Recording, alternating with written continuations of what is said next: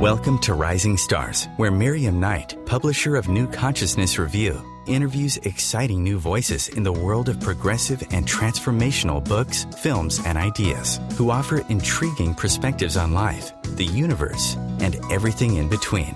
Join us as we celebrate the conscious awakening and explore many expressions of consciousness in action.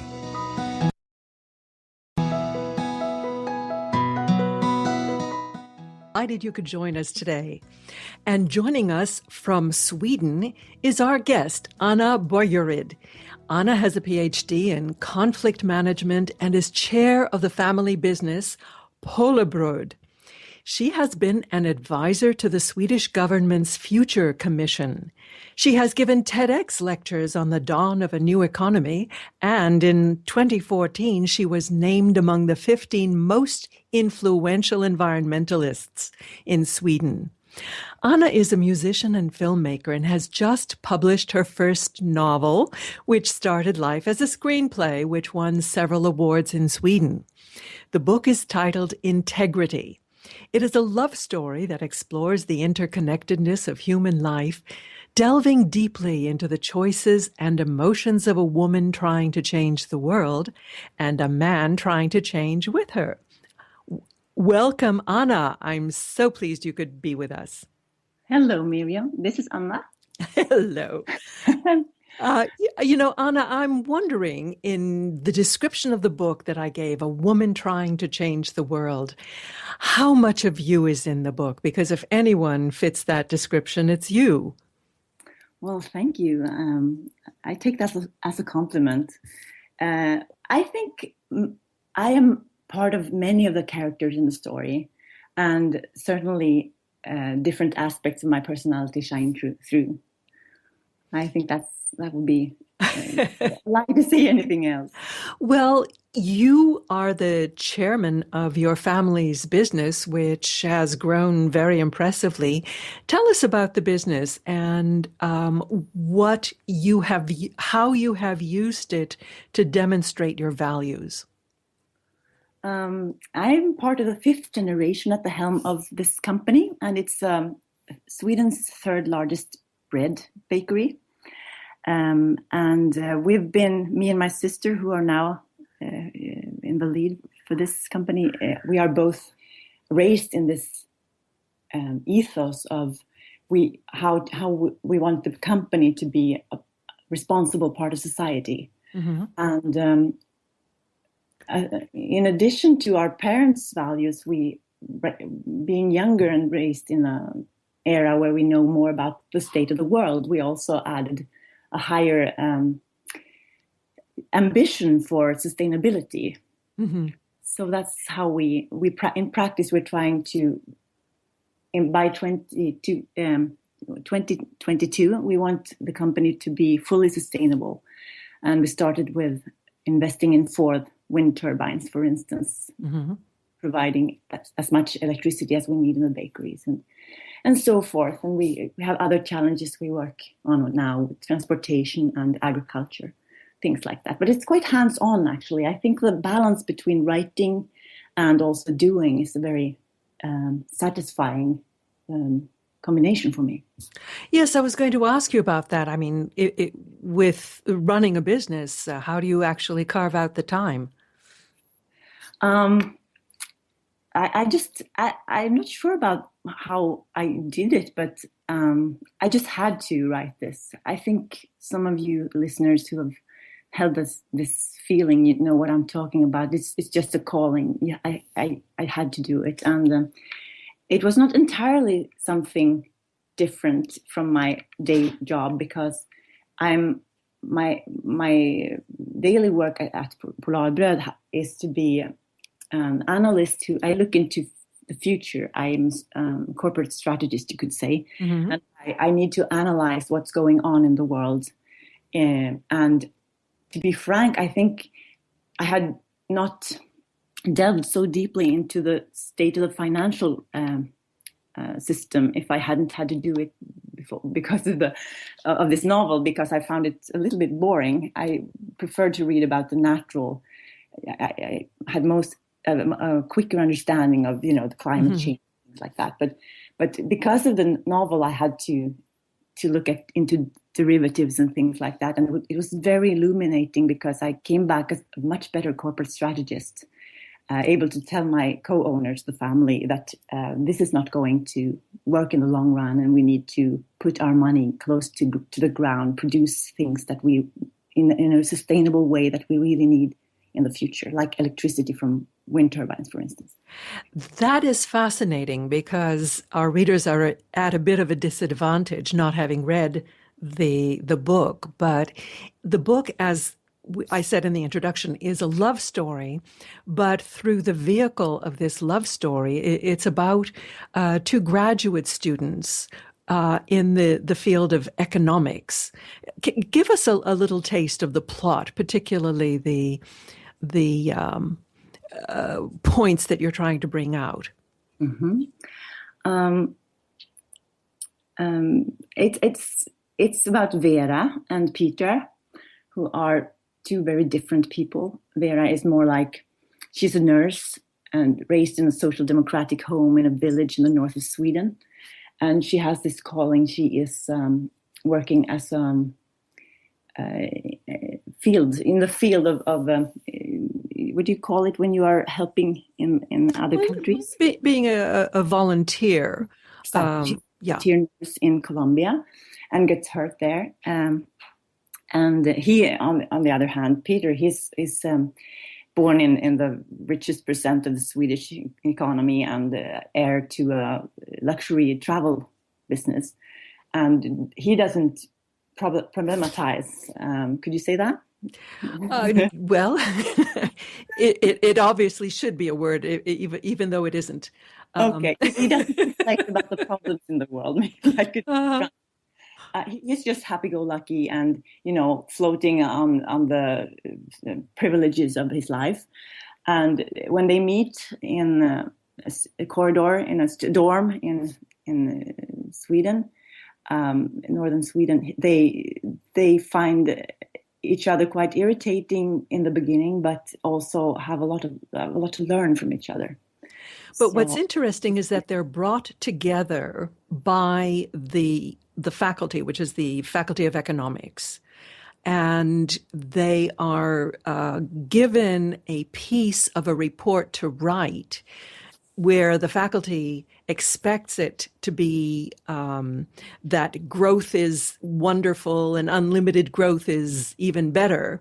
Mm-hmm. And they come up with a very different interpretation. And the more they look into it, the more they realize that we are heading for disaster unless we change our economic approach to business, to corporations, to growth at any price. Mm-hmm. Is that an accurate overview? Absolutely, absolutely. And I frequently get this question, what I think about growth, because of this view in the book. And I think the important question to ask when somebody asks you about growth is, what is it that we want to grow? Mm-hmm. Because certainly there are many things that we want to grow and that can grow from now on too. It's like, health, literacy, renewable power. The good things need to grow. Renewable power, in fact, has to grow enormously in order to replace the unsustainable fossil economy. So it's not that I'm against growth per se, but it's what we need to be, like the theme of the story and the love story also, we need to be more focused on quality and less focused on quantity.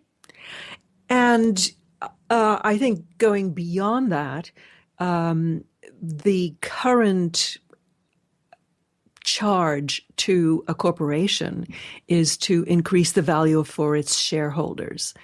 And that has been interpreted as increasing net profit at any cost. And what we have been seeing in the United States, certainly, and I'm sure in the global economy as well, is that the the cost of this unlimited growth is generally borne by the taxpayers of a country who are losing out on any kind of return from the natural resources that are, or from the and bearing the cost of pollution, air pollution, and bearing the cost of mental health and so on, and physical health when workers are not taken care of. So what I love about this book is that it provides a really 360-degree overview of what it means to be sustainable, what it means to save the world, what we have to save the world from. Oh, thank you. That was very heartwarming to hear. I guess that's what I was trying to achieve all those years, collecting data for the story, because everything on the macro level in the story is true. It's documentary. Mm-hmm. The love story and the people in it are fictional, but what happened, the references to world economy are 100% true. You were an advisor to the Swedish government's Future Commission. Do you have a sense that they are looking at these matters in a way that, say, the United States is not? I don't know. I mean, the United States is a huge country, and you have plenty of very bright people and with very good values and perspectives, insights. And I do think that the Obama administration is doing progressive things. Trying to, anyway. Well, maybe, yeah. But I think it's a Swedish tradition that we try to assume responsibility for the facts. This is the way the world works. I see we are coming up to a break, Anna, so I would like to remind our listeners that we're speaking with Anna Borgeryd. I'm sorry if I'm mispronouncing that. Mm-hmm. We're talking about her book, Integrity. Stay with us and we'll be right back. Bringing a more conscious lifestyle to your world. OMTimes Radio. IOM FM.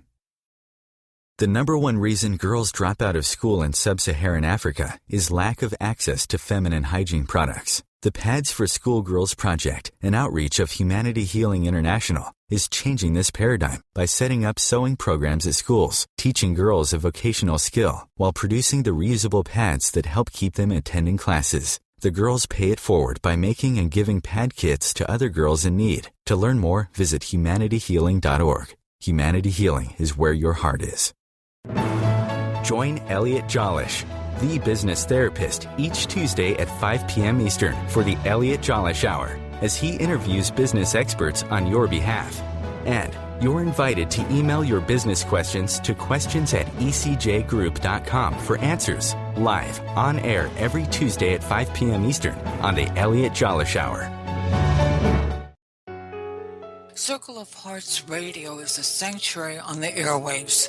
Join me, Grandmother Elia, in the circle on Sunday, 2 p.m. Eastern, as I share information to both enlighten and nourish your soul.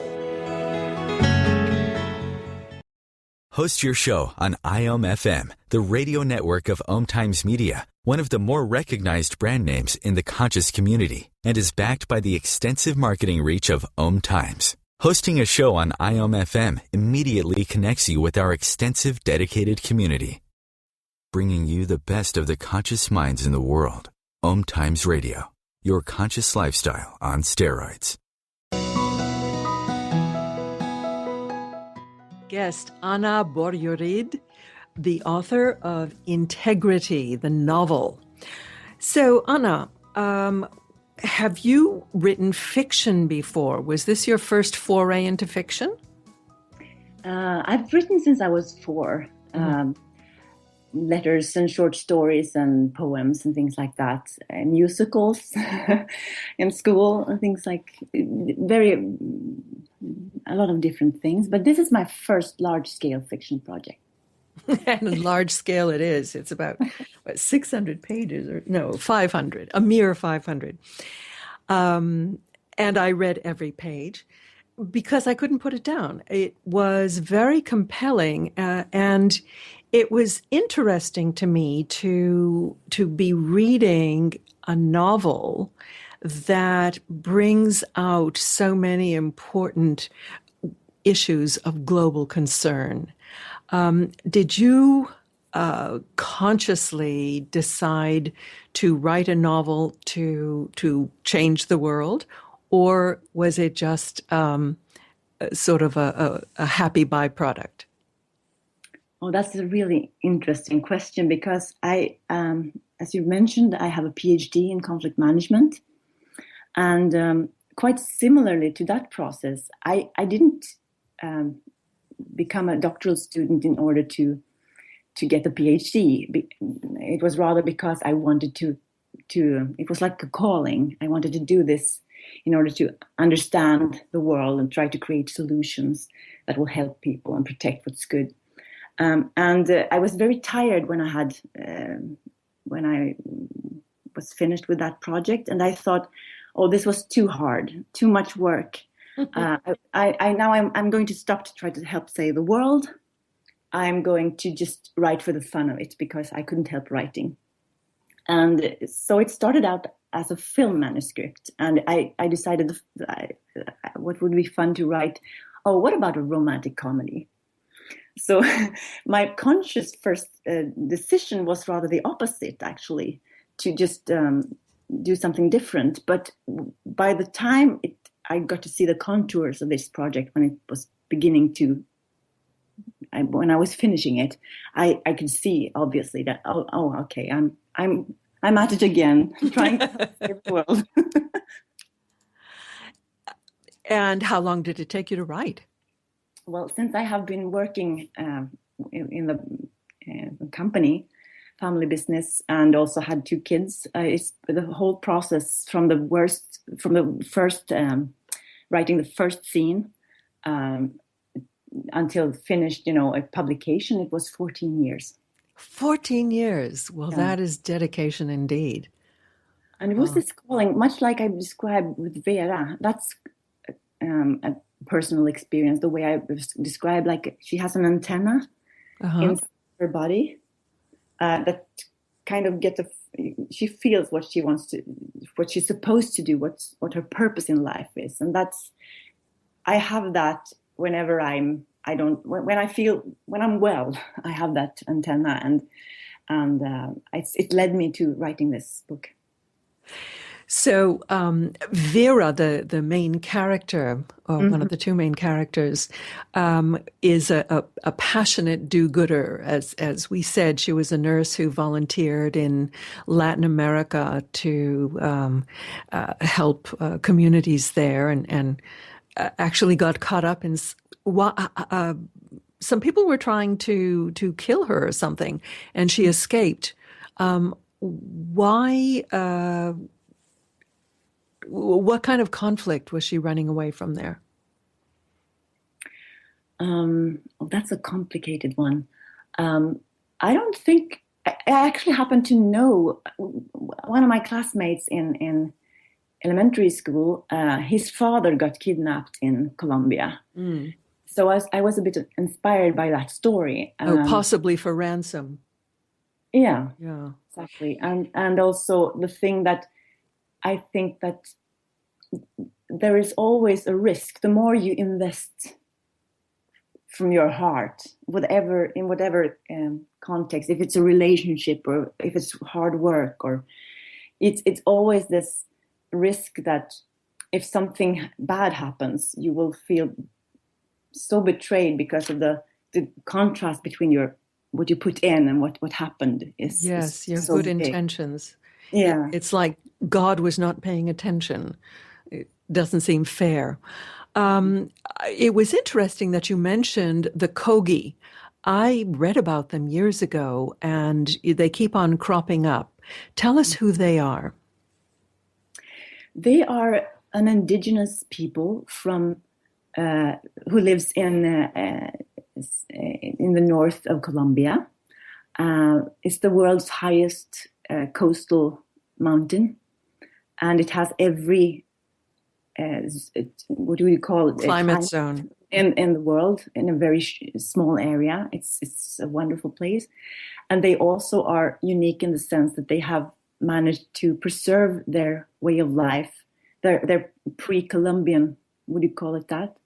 Like they lived before the Europeans came to the Americas, because they disappeared up into this mountain. So they are to this day living as they did before in the 1400s. Yes, but also they raise their some of their children in darkness for the first years of their lives, so that they can attune to the I guess the universal mind. And periodically they come out with these messages to the world, and they call the world, the other people, little brother, and they're very worried about what we are doing to the planet. I thought it was fascinating that you brought that into the story. Mm-hmm. Yeah, and that was one of those inexplicable things. I didn't know about the Coogee before I wrote this story, and I just got this feeling one morning that I am supposed to write about somebody called Mama in the South Americas. I don't know why, but I surfed the net, and I found the Coogee Mamas, who are like the shamans of the ones you describe, who are raised their first years in a very controlled environment, and who became the spiritual and I think also practical leaders of their communities. And it was like, to this day, I don't know why I had that idea, that it's a strange idea to get, somebody called Mama from South America. I thought it would be a big warm mother. But it turned out to be these shaman leaders. So there's something happening here, I think. I don't know, like they called me. Uh-huh. Have you had any other unexplained synchronicities in relation to the book? Yes, plenty. I would say the entire structure of the book, in the sense that, in one sense, the structure of the book is very a part of a result of just study. I read John Truby's Anatomy of Story. I think he's a really good script doctor, and just structuring my wild ideas I had from the quite, when I just wrote for the fun of it, I didn't know how to write a film script, for instance. My screen turned black now. Can you hear me? Yes, I can hear you. Just move your mouse. You'll be fine. Okay. Good. Amazing that we can speak all over the Atlantic. It is amazing. Yeah, what was this special, almost magical synchronicity was that when I finished the novel, relying on these basic structural lessons from just reading how people do it, I'd also got these patterns showing up to me that I didn't consciously plan. The things that happen in the end of the book, the parallels between the relationship between Vera and Peter, and also how it mirrors global economy, relationships in the global economy. That was just fascinating to see the pattern before my eyes. I didn't plan it consciously. So that was quite an amazing journey. Does this book give an accurate portrayal of academic life in Sweden? Yeah, I think so. It's not typical documentary. It's fictional, but it's quite close to my personal experiences, and I've heard other academics in Sweden, Are the young people in Sweden would you say, passionate, becoming more passionate about the environment? Are these issues close to their heart? Yes, absolutely. I think the young are much more awake than older people to the state of the world and the changes we need to make. And do you think? I mean, Sweden is known for its very caring government and almost socialist style of care for the citizens with free healthcare, free education. Although I thought it was amusing the picture that you drew about the quote free healthcare that you end up with long waiting lists. So every cloud has its, or silver lining has its cloud. So I forget where I was going with that. About Sweden. Yeah, I mean, as a country, Sweden is very progressive. Do you hope that Sweden can influence the rest of the world because of the way that it feels so passionately about these values? I hope so. I hope somebody will move ahead quite fast on the transitions we have to make. When we have to literally rebuild our economy in order to make it sustainable. When you talk about our economy, you're talking about the global economy, aren't you? Yes, exactly. All the flows that sustain us. I would, maybe you could also call it the real economy, if you referring to my TED talk. There is the financial economy, which is an economy of hope and promises, and just money, or even. Well, I want to get into. Let's go into this in more depth, but we have to take another break now, and we'll get into the meat of this when we come back from. Break. We're speaking with Anna Borgeryd, that's Borgeryd, who is the author of Integrity, and she chose that name for a reason. Stay with us. We'll be right back.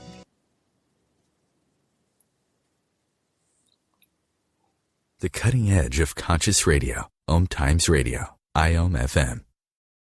Are you trying to get from point A to point B and need a little advice? Connect with the counselors at OMTimes Advisors. Whether you're looking for a life coach or a spiritual intuitive, the advisors participating at advisors.omtimes.com were carefully chosen based on their gifts, skills, and professionalism. OMTimes Advisors, connecting you with the best advisors in the business.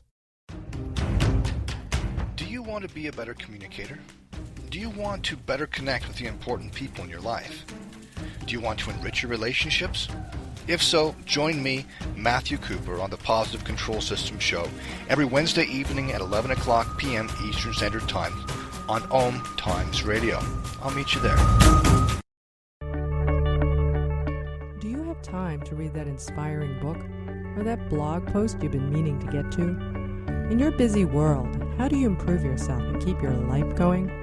I'm Lisa Kay, and my Between Heaven and Earth radio show can transform your life just by listening. Be uplifted with inspiring topics, positive stories, and ideas that really work. Between Heaven and Earth radio is conscious living for your soul, every Wednesday at 4 p.m. Eastern Time. Host your show on IOM FM, the radio network of OMTimes Media, one of the more recognized brand names in the conscious community, and is backed by the extensive marketing reach of OMTimes. Hosting a show on IOM FM immediately connects you with our extensive dedicated community. Feed your soul with waves of consciousness on OMTimes Radio. Miriam Knight speaking with Anna Borgeryd, author of Integrity. And Anna, tell us why you chose the name Integrity as your title. Oh, thank you. It was actually not my choice. The choice I had in collaboration with my Swedish publisher was Thin Walls. Tunna väggar means thin walls, because of the thin walls between people, and the thin walls between, when we think that we can just pollute or whatever, because we are protected from the consequences of what we're doing. We have reached a time when we realize that this is a false premise. So that was the idea with the title Thin Walls. But it was my British publisher, New Internationalist, who wanted it to be called Integrity in English. Well, actually, Thin Walls was a really good name, because there was a thin wall. It was just a wall between the rooms of Anna and Peter. And what is interesting is how, Vera and Peter. And what is interesting is how the misunderstandings arose because of things that were partially heard or misunderstood through that thin wall. And it's almost a metaphor for the misunderstandings that arise in society by not really listening and hearing the full message. Mm-hmm. Yeah, that's right. So we were talking about the integrity issues, particularly in the financial sector. Give us the flavor of your TED Talk. Mm-hmm. It's called The Dawn of a New Economy, and it's a quick overview. Sometimes it's called the Dashboard of the World TED Talk, because it's a quick overview of the state of the planet in terms of it's the social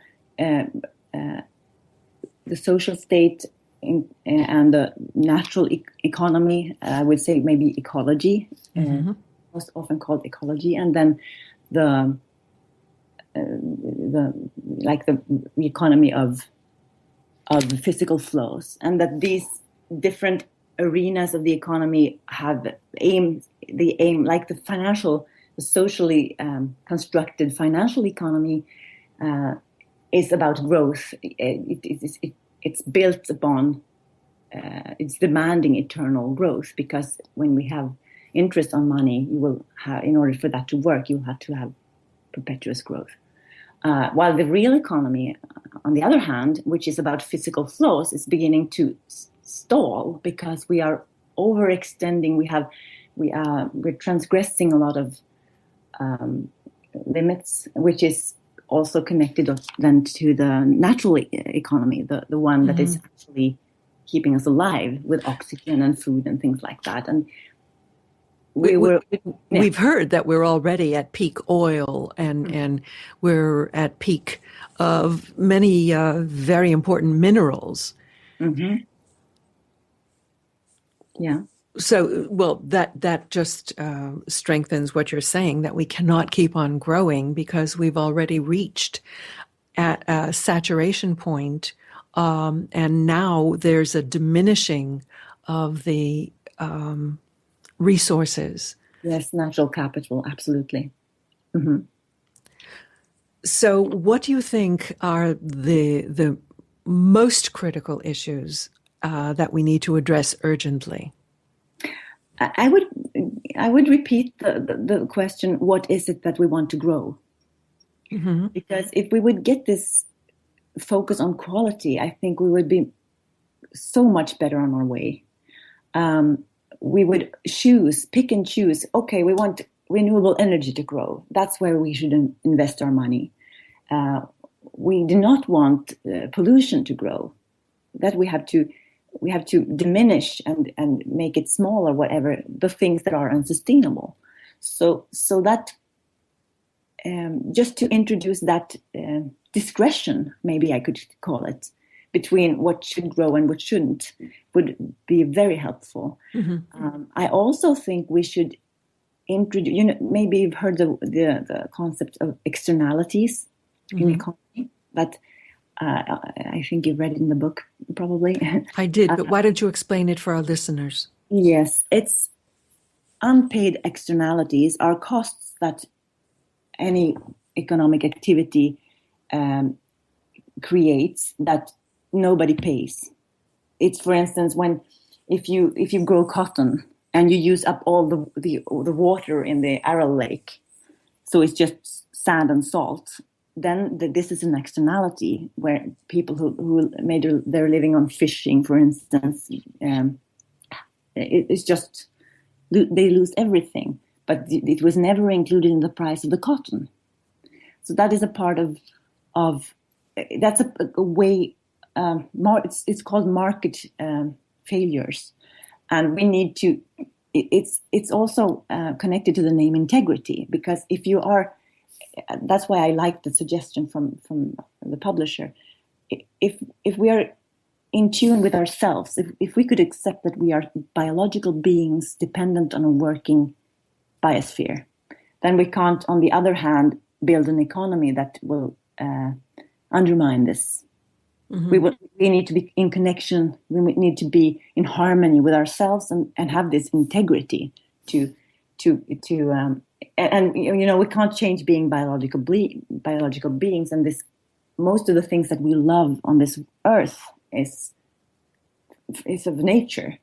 So that is the first principle. This needs to be protected, and then we can adjust our economy in order not to undermine it. That's the work we have to do. Integrity has this dual meaning of wholeness that you alluded to, but also of right action. And I think we have some work to do on both aspects. Mm-hmm. Yeah, I think you're right. Absolutely. So are you hoping that this novel will be able to influence public opinion on sustainability issues? Yes, absolutely. I first of all, I just hope to entertain. But I also hope that this will be an entertainment with some, value that will last. Not just something that you enjoy reading and then put away and nothing changes. I would like it to provide a value to help people, even if you're not involved in anything that has to do with sustainability. It might help you in, a reflection on relationships and how should we deal with difficult parents or dependency issues and things that are weaved through the book. I hope to help, to be honest. Mm-hmm. Mm. Yes, there's this wonderful relationship between Vera and her mother and father, where everyone is kind of tiptoeing around the family secret that they can't face. Exactly. And how did you come up with the idea for this? I don't know. It just came to me. I think it's many of the the mundane problems can be that we all have can be very taxing, very emotionally taxing, and I think my story is about trying to help have some faith and what the things that you can't that you don't have power over, you shouldn't feel responsible about. For instance, that's a message in the book that will maybe liberate you a little bit, so that we have energy to create better lives and perhaps even help, save the world, because we're not burdened by all these things that we have on our shoulders that we really can't do so much about. Well, I think one could make the case that changing the world is also a bit of a large chunk to chew off. Yeah, but let me give an example. If we tell young women that the most important thing is that they look impossible, plastic surgically impossible and airbrushed, and this is your task, and people put so much energy into the impossible, instead of liberating to be a real person and do important things in the world. Even nobody can save the world by themselves, but if half humanity is stuck looking at fashion pictures that are impossible. That's not going to help in the big real task that we have. Well, I think what you're doing is making a case for changing your values, for letting go of things as you call impossible or unattainable, or even not even worth attaining because they don't really mean anything in the long run. Exactly. And that's also connected to what you said about businesses and the purpose of businesses. I mean, if you say that the purpose of businesses is to regenerate value for shareholders, that might be that one very big difference is it in the short term this year, or is it in 10, 20, 30, 50 years time? And then it might be much more wisely managed, even if you have a self-interest, if it's just long term. So I don't know why I made that connection, but I think it's similar. I think that's a critical distinction to make because the way Wall Street works is you're always looking at the share price at the next quarter. So there is every incentive to think short term rather than long term. Exactly. And that's a huge part of the problem. And would you say that you had the luxury of thinking long term because it's a family business? Yes, absolutely. We're the 5th generation, and we are saying, what do we need to change in order to be able to bake bread for at least another 5 generations? And you have no outside shareholders? No. Ah, you're very lucky indeed. Yes, I know. It has its own, it has its sides to work with your family all the time, but it's mostly upsides. Right. Up and down. But, bread actually is something that will never go out of fashion. So it's a good business to be in. Mm-hmm. Well, here we are at our final break. We're speaking with Anna Borgeryd about her novel, Integrity, and about changing the world. So stay with us as we'll come back with our last segment.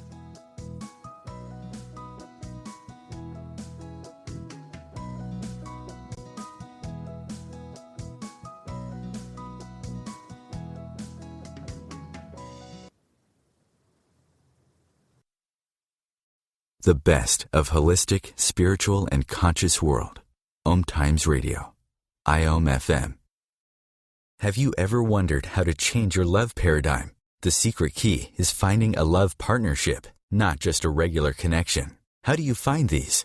Through conscious relationships. Ascending Hearts Dating is a dating site for people like you that believes in second chances and a different type of spiritual connection. Try Ascending Hearts for free today at ascendinghearts.com and change your love paradigm. Ascending Hearts, the premier dating community for the spiritually awake. This is Terry Van Horn, and I want to invite you to join me for my weekly radio show, Hailing Light, on OMTimes Radio every Wednesday at 6 p.m. Eastern Standard Time. On Hailing Light, we want to bring love, light, and blessings into your world. You can find out more about us at www.healinglightonline.com. Blessings.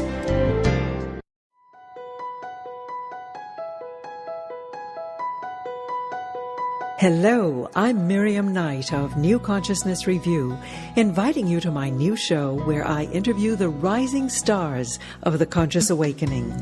We'll explore the many faces of consciousness in action and intriguing perspectives on life, the universe, and everything in between. Join us each Wednesday at 2 p.m. Eastern on the Rising Stars Show. Being a radio host on IOM FM allows you to build your show on a rich platform with the power of the internet to fulfill your outreach goals and connect with a very specialized and global online audience, unlimited by time and distance. OMTimes Radio will provide you with web relevance, a recognizable conscious brand, And with the standard of excellence that has accompanied every single OMTimes endeavor, host your show with OMTimes Radio Network. Your conscious lifestyle on steroids. OMTimes Radio. IOM FM. With Anna Borgeryd about her book Integrity. Anna, tell us, do you have a website, or I understand that you have a blog? Mm-hmm. Yes, I have a blog called Wood and Blue. If you look at my name, it will show up. It's sometimes I write in Swedish and sometimes in English, and it's about different aspects of what kinds of changes we need to make in order to live and prosper in the long run, as a society and as humanity as a whole. Do you think if you weren't Swedish, I know you lived in the UK for a while, would you have written the same kind of book? I lived in Fairfax, Virginia for a year. That was when I was a PhD student. It's actually nice. It's a quite interesting story about this. My friend Cindy Kite, who translated the novel, she's a political scientist, and she has said, after getting to know me through my PhD and my dissertation and my family in Polarbröd, the business and so on, she said this. She said, there's no nation on earth that believes so much in the possibility to and responsibility to solve any problem than the Swedes. Why do you think that is? And then she said, among the Swedes, there are none more so than the people of northern Sweden, where we come from. And among northern Swedes, none more so than Anna and her family. She thinks that we are ultra Swedish. Uh-huh. I don't know. Cindy's theory is that we are in a culture, in a country, a nation that has been quite atheistic for a long time. We're not so much. We're not so religious, and therefore, but we are very rational, and we try to take care of everyone in society. So when there's no God that can come in and fix everything, we need to do it ourselves. That's her theory, and I think there might be some truth to it. Although, of course, there are believing people in Sweden, but our culture is very. We want to be responsible. We need to take care of the things that what happens in the world is up to us. Mm-hmm. Mm-hmm. Do you think that the other Scandinavian countries have a similar cultural orientation? Yes, I think so. I think it's a Nordic thing. Yeah. Mm-hmm.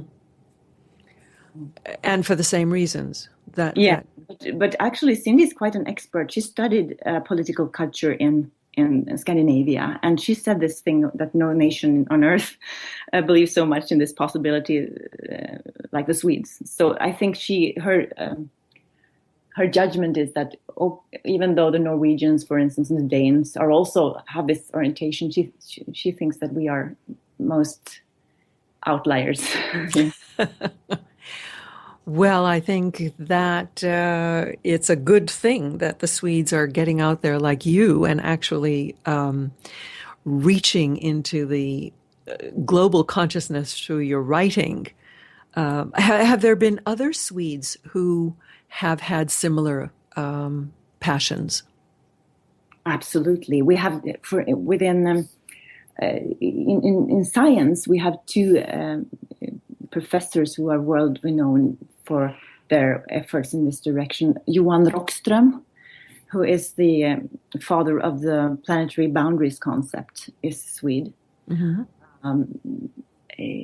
And Carl-Henrik Robert, who is the founder of the Natural Step, which is a way of systematically moving towards full sustainability by defining what full sustainability is and then backcasting from that future. In the fully sustainable future, for instance, we will not use fossil fuels. So then we have to strategically move our business or municipality or whatever entity that we control so that it will can provide itself with the goods and services it needs in a sustainable future. So these are two examples of people acting exactly in this matter, in this vein.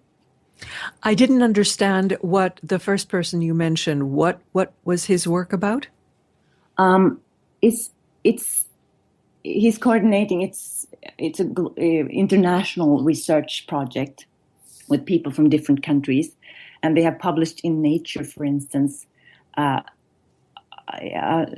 the state of the world in terms of what are the planetary biophysical boundaries, and what is the state of the world? How are we currently in relation to these boundaries? I suppose if you don't know what the boundaries are, you're not able to plan for when you reach them.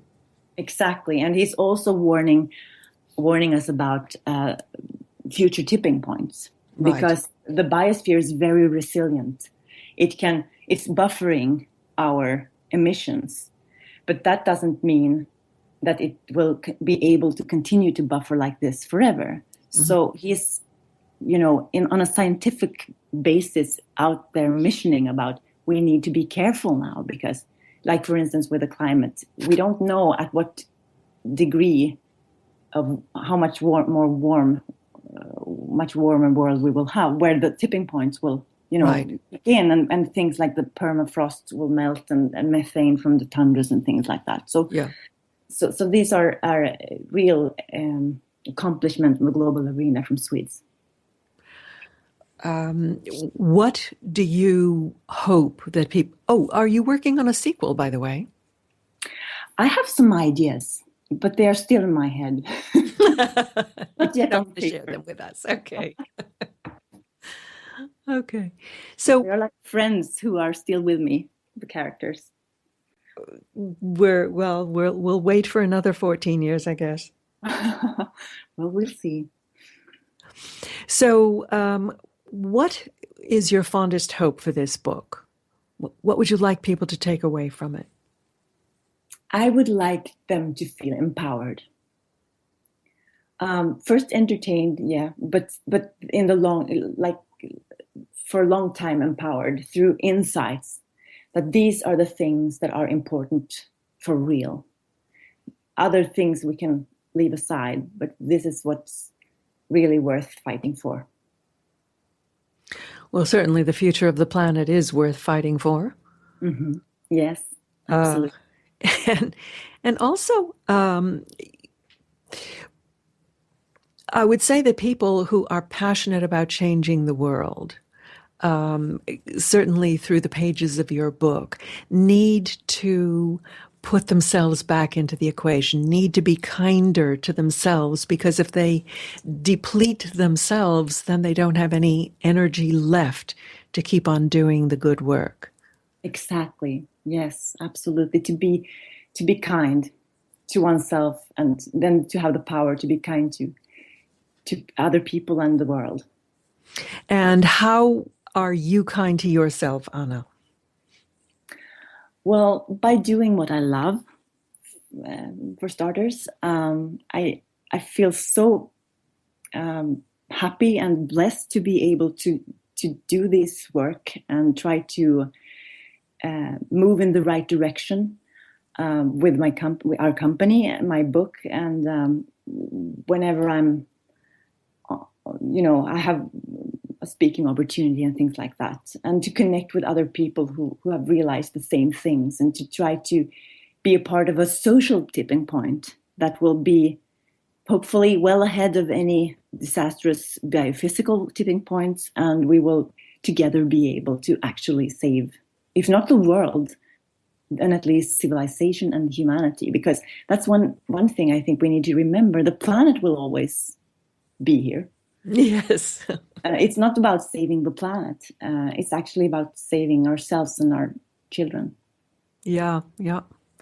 I have this image of I don't know, an animal swatting away flies, or diving into under the water so that it can get the dirt off if the planet starts shaking and flooding. I think we should pay attention. Absolutely. That's so true. So, Anna, if somebody wanted to invite you to speak, where can they hear your TED Talk? It's out there on TEDx and YouTube. You just put in my name, ANNA BORGERYD, and you'll find there's only one person in the world with that name because it's quite an unusual last name. So you will find my work there, and it's also possible to contact me on my blog. So I'm here. Okay. So is your blog annaborgeryd.com or? No, I'm not sure. Let me just... I see something that's annaborgeryd.tumblr.com. Exactly. That's right. And there's no dot between Anna and Borgeryd. Right.